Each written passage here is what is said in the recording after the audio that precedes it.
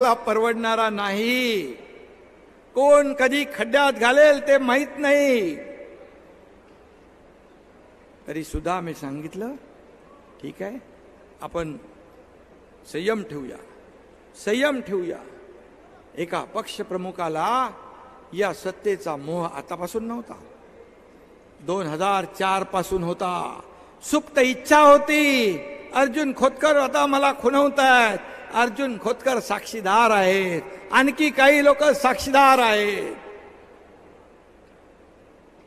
अरे आम्हाला सांगितलं असतं. मी म्हणालो जेव्हा मला म्हणाले की शरद पवार साहेबांनी सांगितलं की तुम्हाला मुख्यमंत्री व्हावं लागेल, मी म्हणालो, ते घाबरले होते.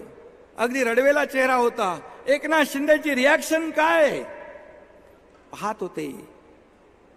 मी क्षणभर मनात विचार केला, आता ह्यांच्या मनामध्ये मोह आलेला आहे, सत्याची खुर्ची यांना पाहिजे.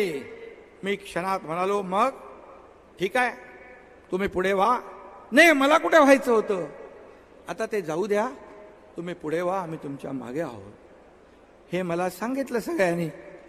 ज्याने जे पाठवले होते त्यांनीही सांगितलं, आणि ज्यांना सांगितलं होतं तुम्ही नाव सुचवा त्यांनीही सांगितलं. लपतात का गोष्टी या? तरी सुद्धा मी ठीक आहे बाबा, आपल्या प्रमुखाला एक स्वार्थ भावना, मोह, मायाचं जाळ यांच्या आजूबाजूला आहे.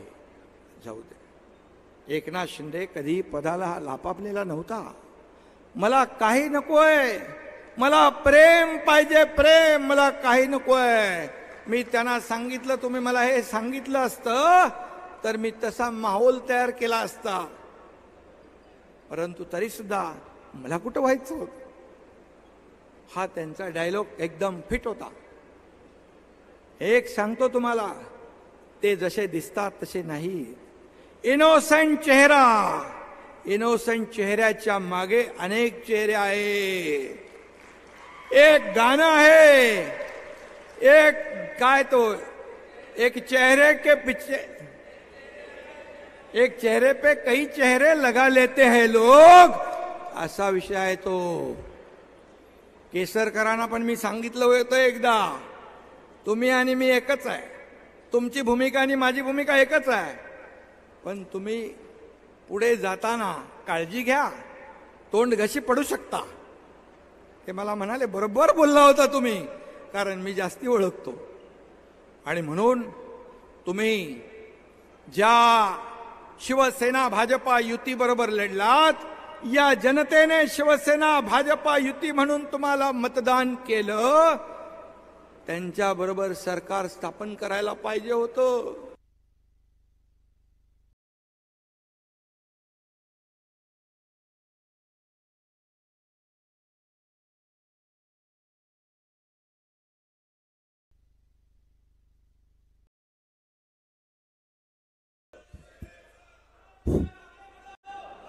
लग्न एका बरोबर, अरे माझा असा मध्ये मध्ये आवाज बंद करू नका,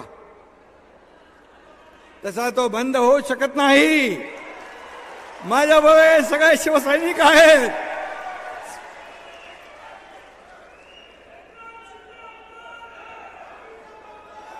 असं नको, आपल्या बरोबर ते लोक, ते सोडून बरेच लोक आहेत.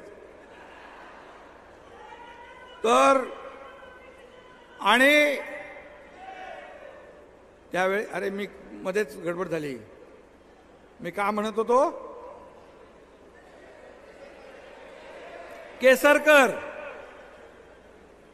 2019ला तुम्ही लग्न एका बरोबर केलं, संसार दुसऱ्या बरोबर, हनीमून तिसऱ्या बरोबर.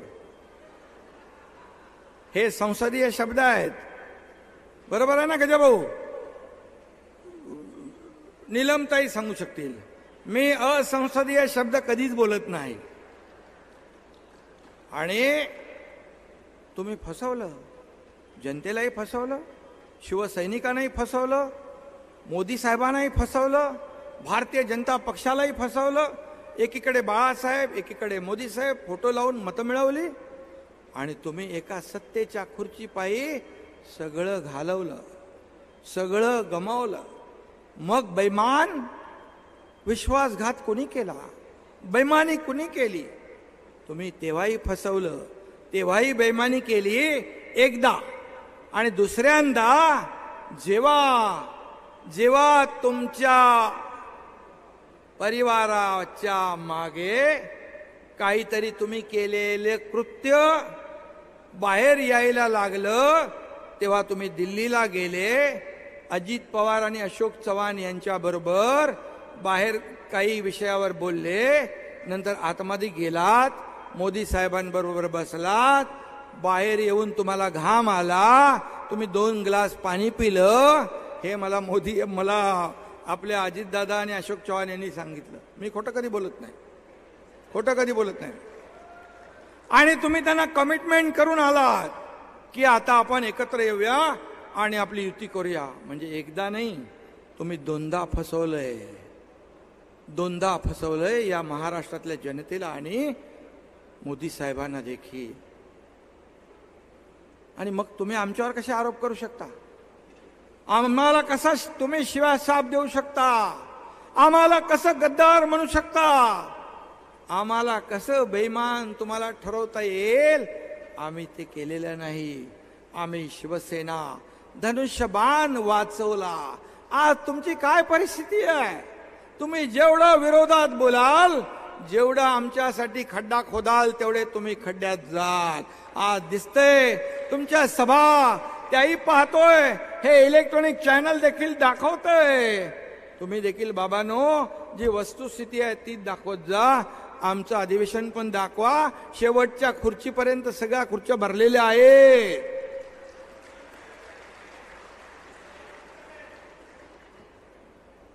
आणि मगाशी कोणीतरी आपले संजीव उपाध्याय म्हणाले, चेहरा आपण आरशाच्या समोर पाहायचं असतं.